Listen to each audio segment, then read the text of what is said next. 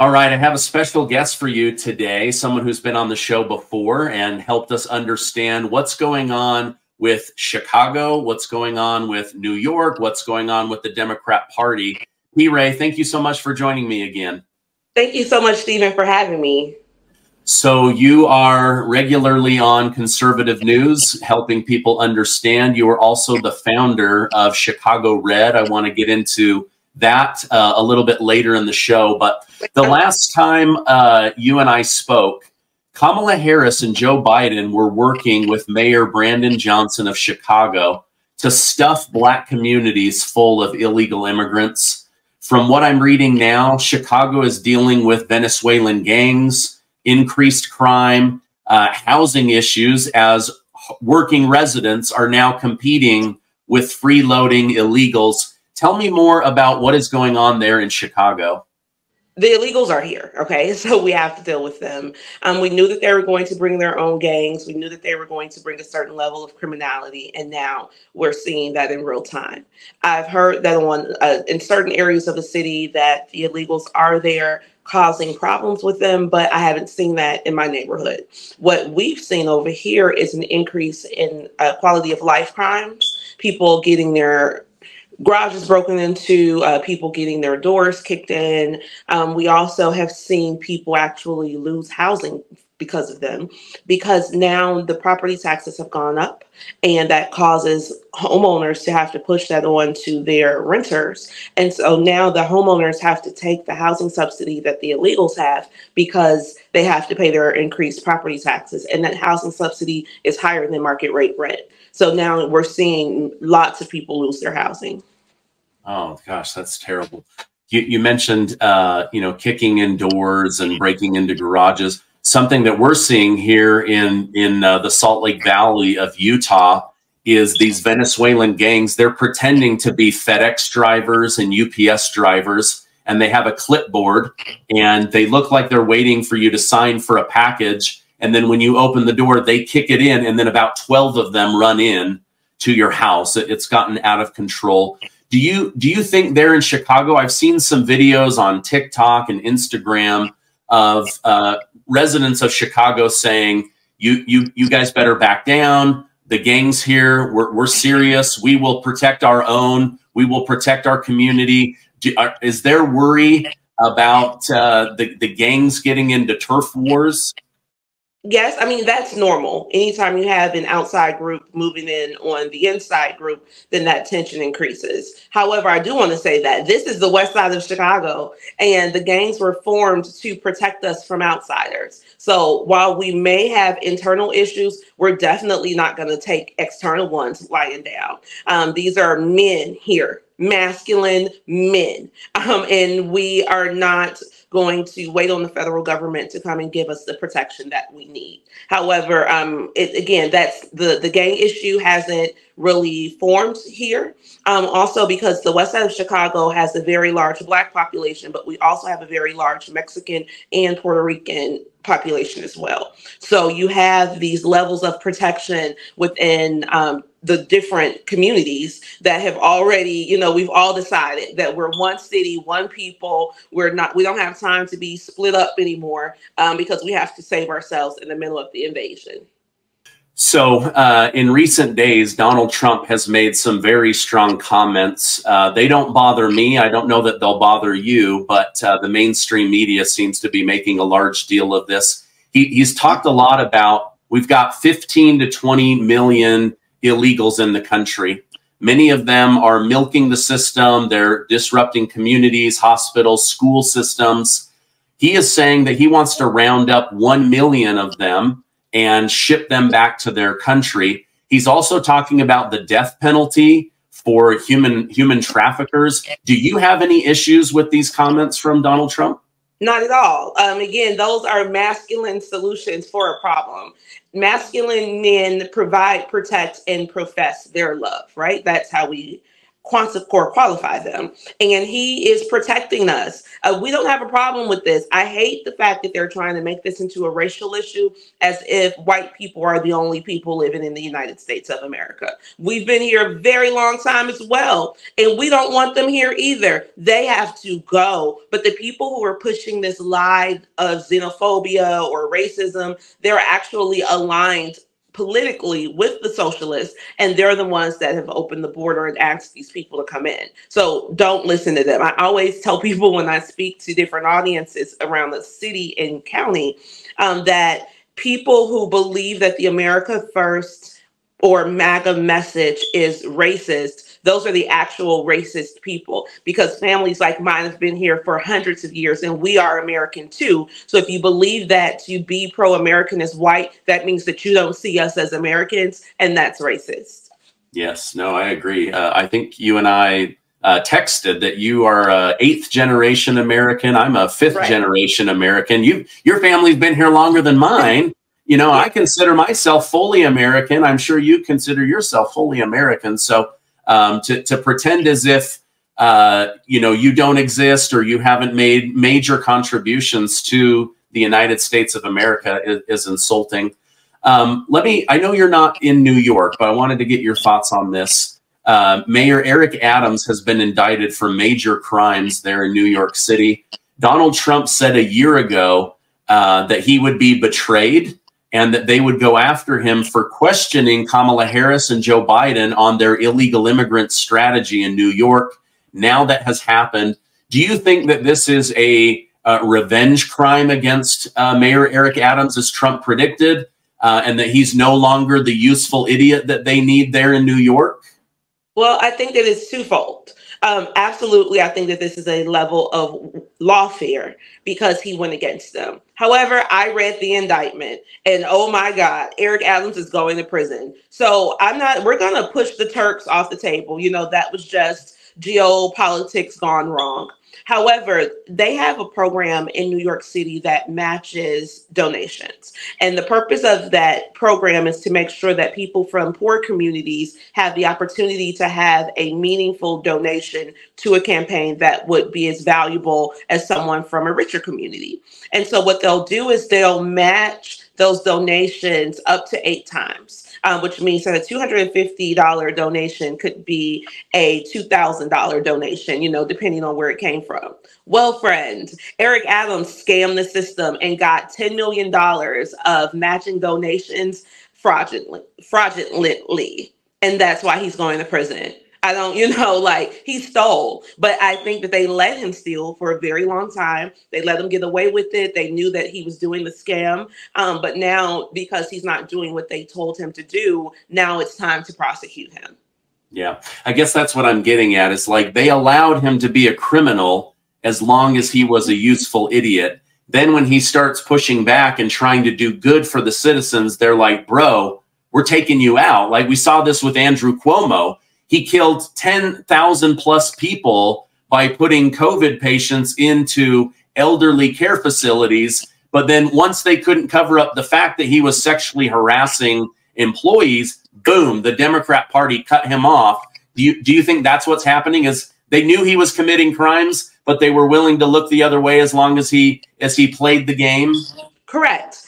Because in 2024, you can't commit crimes. Everything has a click. Every click is recorded. So again, they knew what was going on. But when he started saying New York is closed, we don't want any more people, that reverberated around the country because courage is contagious. And so they didn't want other mayors and other civic leaders to start saying the same thing. So now they pushed lawfare on him.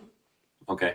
Do you think there's any chance that your mayor, Brandon Johnson, maybe not maybe taking money from Turkey or something like that, but as long as he continues to use taxpayer money to fund illegals, bring in as many illegals that whatever he's done, whatever his past is, they're just going to look the other way?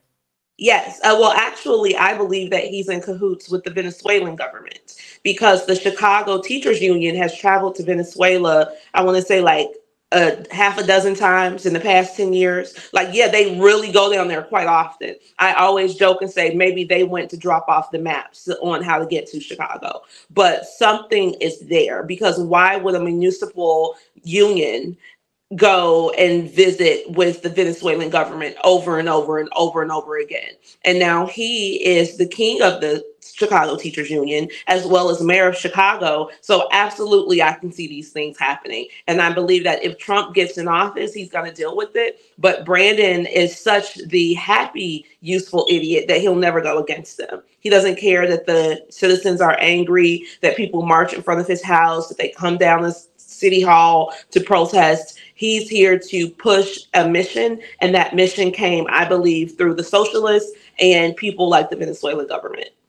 Yeah, I've watched some of your like city councils, and man, they blast him hard. I would not want to be on the other end of some of that anger, but you know what? He's brought it on himself by betraying American citizens, abusing taxpayer money, and caring more about illegals than American citizens. I saw something big today from Rasmussen polling. They're showing that Donald Trump has made significant gains in the state of New York and is outright winning the independent vote in New York, receiving upwards of 40% of the black vote. What are your thoughts on that? And could we see something like that in Chicago? Okay, so the same thing is going to happen in Chicago. If New York City is polling that 60% of the independents support the president and 40% of black people support the president, then we can obviously say that it's going to be the same way here in Chicago, because Cook County has the largest American Negro population in the country. It's 1.5 million of us in Cook County. And so they're going through the same things that we're going through, and we're much more vocal about being disgusted. This is a city where respect and honor means everything. And, you know, you're going to be respectful and I'm going to be respectful, but disrespect is always swiftly handled, and we're leaving the Democratic Party. That's the way that we're going to tell them that we're done with them. The people who call themselves independent are all Trump supporters. They just don't have the confidence to say, I'm voting for Trump. So they'll say, oh, I don't know who I'm voting for, but those are MAGA people. I think that there should be a poll in Chicago. They should poll the black wards, and they'll see that we're not vote blue no matter who. That's over in the city of Chicago, because the Democrats, led by Brandon Johnson, have been extremely disrespectful, and we deal with disrespect. We don't deal with disrespect, and we get rid of it in a very direct way.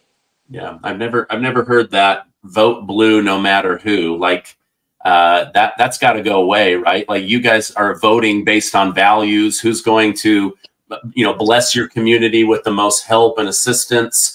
You know, you've talked about masculine energy. Like, you know, I don't think most black communities are saying, oh yes, we want our little girls competing with boys in sports. Yeah, it's like there's two genders, there's two different sports. Why do they have to cross over? I see that a lot in that. Conservative people. We've been here for a very long time. Black people, we are conservative people. We've been here for a very long time, and we have Western Judeo-Christian values. We don't want perversion around us, but whenever they want to push a platform of chaos, they use us. And that's so that if there's any pushback, people can say, oh, you're being racist. Right? They'll say, oh, that's look at Billy Porter. If you're against Billy Porter, then you're being a racist. And we're like, no, no, no, don't put us in that. Don't use us for that. You know, that is that business.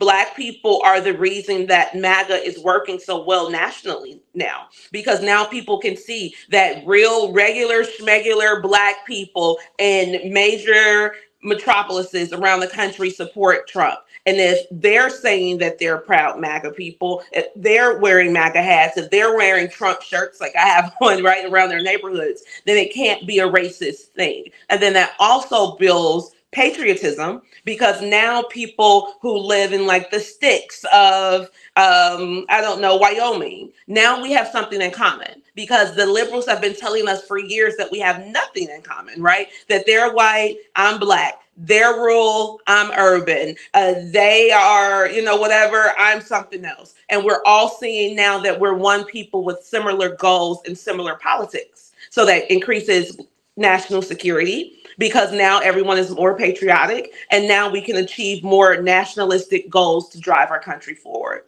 Yeah. Well, the worst thing that could happen to the elites is that we come together and stop hating each other. I mean, that's, I think, what they want is, yes, we have our differences. America's a unique place. It's a melting pot. I lived in the Dominican Republic, and, you know, they were all Dominican. In America, we're a blend of 155 different nations, you know, and we get along fairly well. Yes, we have our differences, but overall, I believe it's a good country. Trying to make us believe that America is not a good place. Okay, let me ask you this. In the last 2 weeks, it came out that the Inspector General of the United States is holding back a report that shows that the FBI infiltrated the crowd on January 6th, that the FBI instigated chaos and also pushed for people to go into the Capitol. Now, Horowitz, the Inspector General, is saying he's not going to release this report until after the election. Do you believe if this report was damning for Donald Trump, they wouldn't release it right now? Yep, they would say, look, see, we have all the proof that he instigated the insurrection, but it doesn't show that. And you even hear now when people are talking, they're like, well, he instigated January 6th. And we're like, we don't care. It's 2024. It's over. You beat it to death. But they don't have anything else, right? So if they were to release something that shows definitive proof that January 6th was caused by the U.S. government, what else would they have to sell? Nothing. So that's why they're holding on to it. But it's okay, because the people with good sense like you and me and the people who follow you, that never mattered to us. What matters is the fact that we're in the middle of an invasion. So it doesn't matter what they pull, what they hold. Everybody's goal right now is to stop the invasion, and they can't do anything about it. Yep, I agree. All right, final comment here. Kamala Harris and Joe Biden announced today that the federal government doesn't have enough money to help the hurricane victims in Georgia, South Carolina, Florida, or North Carolina. Yet they just gave $8 billion to Ukraine.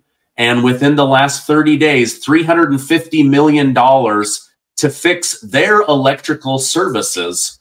Why are we the last? Why are we living in an American last country? It makes no sense to me. It's the Democrats, and that's who they are. If we look at them historically, after the Civil War, they were, you know, socially, like social misfits. We didn't want them. They couldn't be around. They just caused all of this mayhem. So what they began to do is recruit immigrant populations into their party because those new people didn't know about the chaos that they've caused.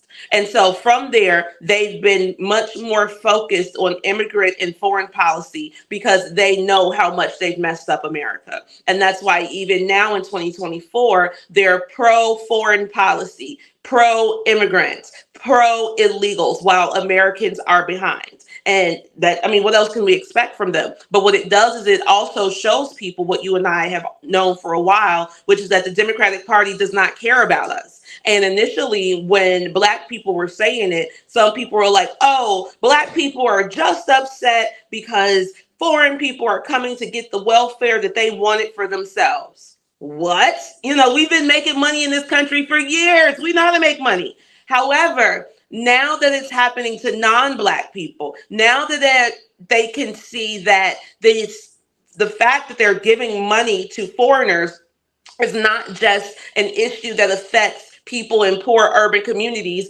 Now, again, that nationalizes the conversation. So I think that we should actually count this all joy. I always try to be as optimistic as possible. So although we have compatriots down south who are suffering, and they're going to be better, right? We're going to take care of them. Even if FEMA runs out of money, we know how to get the money down there to help them do what they need to do.